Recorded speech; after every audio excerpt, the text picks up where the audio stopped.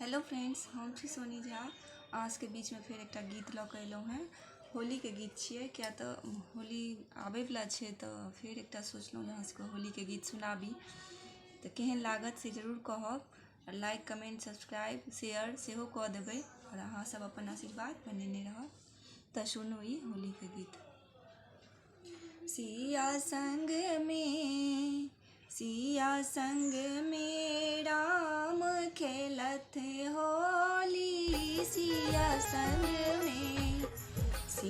संग में पाहुन खेलत होली। मिथिला में किनका के पहिरन पियर पीताम्बर। किनका के पहिरन पियर पीताम्बर।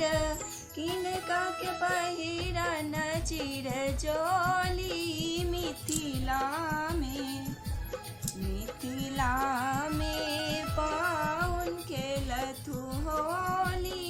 मिथिला में पाहुन के पहिरन पियर पीताम्बर।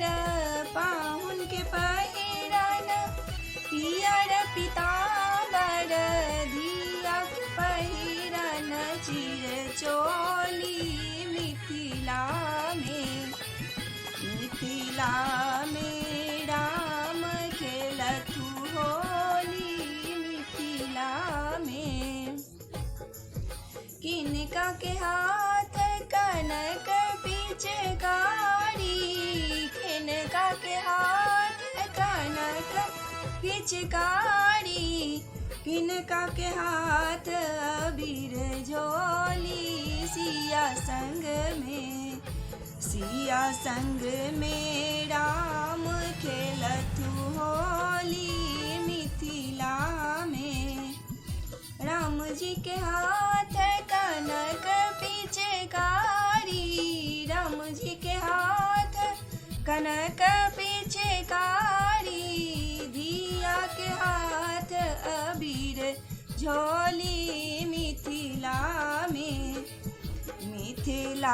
में पाहुन खेलत होली। सिया संग में किनका के भीजल पियर पीताम्बर।